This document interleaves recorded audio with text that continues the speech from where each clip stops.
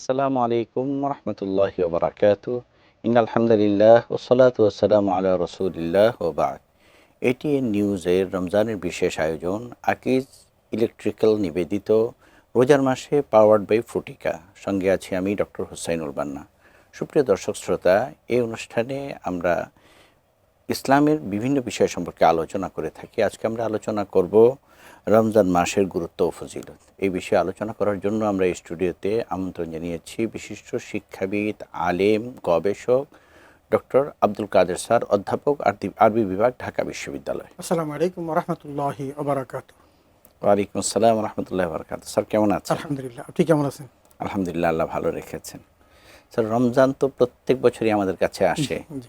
এবং চলেও যায়। এটা একটা গতানুগতিক একটা ট্র্যাডিশনাল সিস্টেম হয়ে গেছে আমাদের এখানে। তো রমজান মাসের আসলে যে বিশেষ একটা গুরুত্ব ইসলামে আছে, এটার যে একটা ফজিলত আছে, এই বিষয় সম্পর্কে যদি আপনি আলোচনা। ধন্যবাদ বিজ্ঞ উপস্থাপক, চমৎকার বলছিলেন। এক বছর পর আবার আমাদের কাছে মাহে রমাদান আসছে। আর মাহে রমাদান আসার কারণটা হলো আল্লাহ তাআলা আমাদেরকে মুত্তাকি বানাবেন, এই পয়গামটা দিয়ে পাঠিয়েছেন। যেমনটি কোরআনুল কারিমে বলছেন, ইয়া আইয়ুহাল্লাযীনা আমানু কুতিবা আলাইকুমুস সিয়াম কামা কুতিবা আলাল্লাযীনা মিন ক্বাবলিকুম লাআল্লাকুম তাত্তাকুন। হে ঈমানদারগণ, তোমাদের উপর সিয়ামের বিধান ফরজ করা হয়েছে, যেমন ফরজ করা হয়েছিল তোমাদের পূর্ববর্তীদের উপর, যাতে করে তোমরা তাকওয়া অর্জন করতে পারো। মূল মিশনটা হলো তাকওয়ায় মণ্ডিত করা এবং মানুষকে তার সুপ্ত প্রতিভাকে বিকাশিত করে তার অন্তরাত্মাকে পরিশুদ্ধ করে একজন সাচ্চা মানুষ হিসাবে তাকে তৈরি করা। তো মাহে রমাদানটা একটা বিশাল প্রণোদনা প্যাকেজের একটি অংশ। আল্লাহ তাআলার পক্ষ থেকে বড় ধরনের প্রণোদনা প্যাকেজ দিয়ে আল্লাহ তাআলা পাঠিয়েছেন এবং রাসূল আকরাম সাল্লাল্লাহু আলাইহি ওয়াসাল্লামের জবানিতে সেই কথাটাকে এমনভাবে উপস্থাপন করেছেন, যেমন কাদ আজাল্লাকুম শাহরুন আজিমুন মুবারাকুন। আল্লাহ তাআলা বলছেন রাসূল আকরাম ইসলামের ভাষায় যে তোমাদের মাঝে এমন একটি মাস ছায়া বিস্তার করতে যাচ্ছে যে মাসটি অত্যন্ত মহান এবং বরকতময়। তার মানে যেটা বোঝা যাচ্ছে যে আল্লাহ তাআলা এই মাসটিকে একটা মহিমান্বিত মাস এবং বরকতময় মাস হিসাবে অভিহিত করেছেন। এবং অন্যত্র আমরা দেখি এই যে বরকত এবং রহমতের কথা বলা হচ্ছে, কোনো কোনো হাদিসে বলেছে যে যে তুফতাহু ফিহি আবওয়াবুর রাহমা, আল্লাহ তাআলা রহমতের দরজাগুলো খুলিয়ে দেন। এবং অন্য একটা হাদিস যেখানে বুখারী শরীফ হাদিস এসেছে, তুফতাহু ফিহি আবওয়াবুল জান্নাহ ওয়া তুগলাকু ফিহি আবওয়াবুন নার ওয়া তুসফিদাতিশ শায়াতিন। আল্লাহ রাসূল বলেছেন যে এই মাহের খাতিরে আল্লাহ তাআলা জান্নাতের সকল দরজাগুলোকে খুলে দেন, জাহান্নামের সকল দরজাগুলোকে বন্ধ করে দেন এবং শয়তানকে শৃঙ্খলিত করে রাখেন, যাতে করে তার প্রিয় বান্দাদের ইবাদতে কোনো বিঘ্ন ঘটাতে না পারে। তো এই যে আল্লাহ তাআলা দিয়েছেন এবং দিয়ে স্পষ্ট করে আমাদেরকে জানিয়ে দিয়েছেন যে জাআলাল্লাহু সিয়ামাহু ফারিদাতান ওয়া কিয়ামা লাইলিহি তাতাওয়ুআন। এই মাসের দিনগুলোকে আল্লাহ তাআলা ওই সিয়াম পালন করার জন্য, দ্যাট মিনস সেই শুভে সাদেক থেকে সূর্যাস্ত পর্যন্ত পানাহার ইত্যাদি থেকে সম্পূর্ণরূপে বিরত থাকা এবং এই রোজা রাখা অবস্থায় তার জবানকে হেফাজত করা, চোখকে হেফাজত করা, কানকে হেফাজত করা, যত রকমের পাপাচার আছে, কামাচার আছে, এই সব কিছু থেকে বিরত থাকার জন্য বলা হয়েছে। এবং এটাও বলেছেন যে কেউ যদি পরিপূর্ণভাবে এটা করতে পারে, তাহলে যে আসৌমিরি ওয়ান আজিজি বিহি, কেউ যদি এভাবে করতে পারে তাহলে সেই রোজাটা হবে আমার জন্য। সব রোজা যে আল্লাহর জন্য হবে এমনটি না। কেন বলছি এই কারণে, কারণ রোজার যে হক, এই হক যথাযথ আদায় করতে না পারলে আল্লাহ দরবারে সেটা কবুল হওয়ার সম্ভাবনা খুবই কম। যেমন হাদিসে এসেছে, রুব্বা সাইমিন লাইসা লাহু মিন সিয়ামি ইন্নাজ-জামা। অনেক রোজাদার আছেন যারা রোজা রাখবেন, কিন্তু এই রোজা রেখে তার খুদ পিপাসায় কাতর হওয়া ছাড়া আর কোনো ফায়দা আসবে না। তাহলে বোঝা যাচ্ছে তিনি রোজা রাখছেন, না খেয়ে আছেন, পিপাসার্ত আছেন, কিন্তু রাসূল বলছেন যে এই রোজাদারের রোজা কোনো কাজে আসবে না। অতএব কাজে আসবে ওই রোজা যে রোজার মধ্যে তাকওয়া থাকবে, যে রোজার মধ্যে আল্লাহর প্রেম থাকবে, আল্লাহর ভালোবাসা থাকবে, এবং যেই রোজাটি আল্লাহর জন্য করা হবে সেই রোজাটাই কিন্তু আল্লাহ কবুল করবে। আমাদের যদি ভিতরটা, আমাদের যদি তাকওয়া আমরা যদি অর্জন না করতে পারি, খোদা ভীতি যদি আমরা অর্জন না করতে পারি, তাহলে সেই ক্ষেত্রে আসলে অনেক সময় আমাদের যে রোজার প্রাপ্তি সেটা প্রপারলি আমরা পাই না।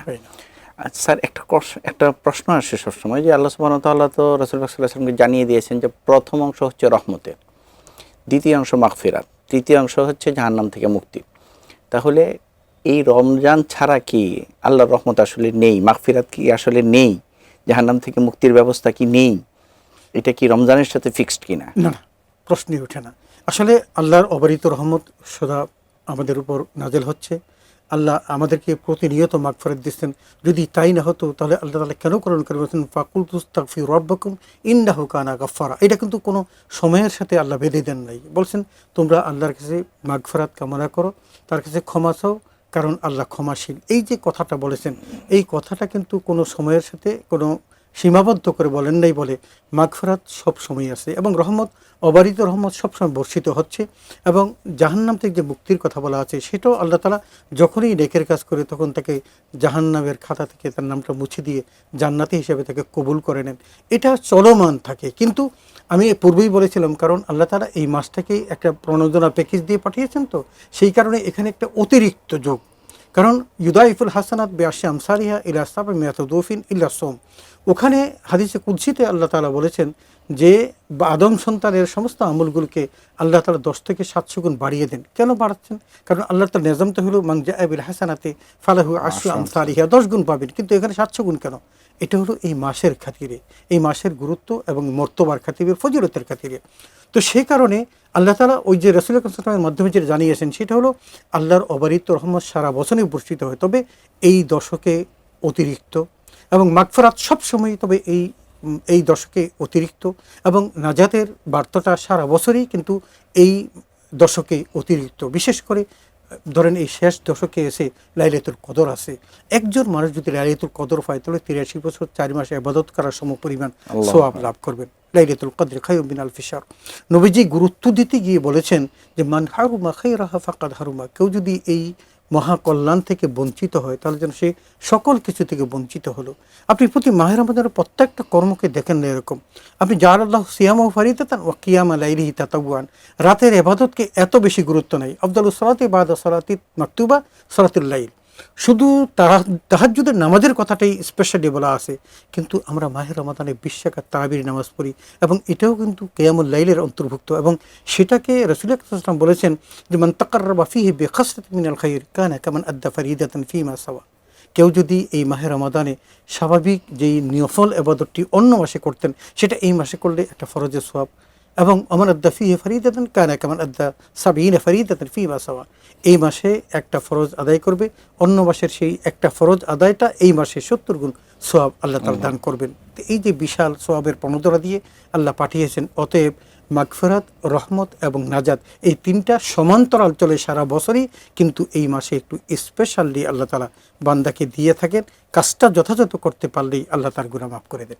স্যার, রমজানকে সামনে রেখে আমরা কোন ধরনের ইবাদতগুলোর গুরুত্ব বেশি দিতে পারি সংক্ষেপে যদি আমরা যদি সংক্ষেপে যদি বলি, যেমন দিনের বেলা সিয়াম, এটা ফরজ ইবাদত। জি। রাতের বেলা সেহরি, ইফতার, তারাবি সহ যত কাজগুলো আছে আমরা মানুষের সাথে ভালো আচরণও করতে পারি। আপনার ঘরের যে কাজের মেয়েটা আছে তার সাথে একটু ভালো আচরণ করেন। কি আচরণ করলেন? কাজের বোঝাটা হালকা করে দেন। মেইল ফ্যাক্টরিতে যে শ্রমিকরা আছে তাদের বোঝা হালকা করে দেন। রাসূল কি বলেছেন? মান খাফাফা আন মামলুকি কানা লাহু মাগফিরাতু যুনুবি ওয়া ইতকা রাকাবাতিহি মিনান নার। আপনার অধীনস্থ মানুষের কাজের বোঝা হালকা করে দিবেন, আল্লাহ আপনাকে জাহান্নাম থেকে মুক্তি দিবেন, আবার একটা গোলাম আজাদের সওয়াব দিবেন। কি বিশাল সওয়াব! তো এই কাজগুলো তো আমরা করতে পারি। আমরা বেশি বেশি করে কোরআন তেলাওয়াত করতে পারি, কারণ কোরআন তেলাওয়াতের মাস, কোরআন নাজিলের মাস। তাহাজ্জুদের নামাজ পড়তে পারি। আমরা এই পুরো মাসটাকে একদম এই রমজান মাসের শুরু থেকে শাওয়ালের চাঁদ ওঠা পর্যন্ত এই পুরা সময়টাকে যদি আমরা ইবাদত বন্দেগীর মধ্যে কাটাই, তাহলে এই মাসটা হয়তো আমি আগামী 1 বছর পরে আবার ফিরে এসে পাবো, এই নিশ্চয়তা নেই। যার কারণে রাসূল আকরাম সাল্লাল্লাহু আলাইহি ওয়াসাল্লাম শুধু ওই রজব থেকেই দোয়া করতেন, আল্লাহুম্মা বারিক লানা ফি রজব ওয়া শাবান ওয়া বাল্লিগনা রমাদান। হে আল্লাহ, রজব এবং শাবানে আমাকে বারাকা দান করো এবং রমজান পর্যন্ত পৌঁছে দাও। তার মানে আমার হায়াতটাকে রমজান মতো বৃদ্ধি করে এই মাহে রমাদানের নৈকট্য হাসিলের সুযোগ দেয়। হাইয়াকুমুল্লাহ, জাযাকাল্লাহ। স্যার, আপনার আলোচনা শুনতেই মন চায়, কিন্তু আমাদের তো সময় সংক্ষিপ্ততা। ধন্যবাদ। আজকে এখানেই শেষ করতে হবে। আপনি কষ্ট করে এসেছেন, আপনাকে অসংখ্য ধন্যবাদ জ্ঞাপন আপনাকে করছি। ধন্যবাদ এটি নিউজের সকল কলাকুশলী। জাযাকুমুল্লাহ। সুপ্রিয় দর্শক শ্রোতা, শেষ করছি আজকের আয়োজন। দেখা হবে নতুন কোনো পর্বে। সে পর্যন্ত আপনারা ভালো থাকবেন, সুস্থ থাকবেন। আসসালামু আলাইকুম রহমতুল্লাহি ওয়া বারাকাতুহু।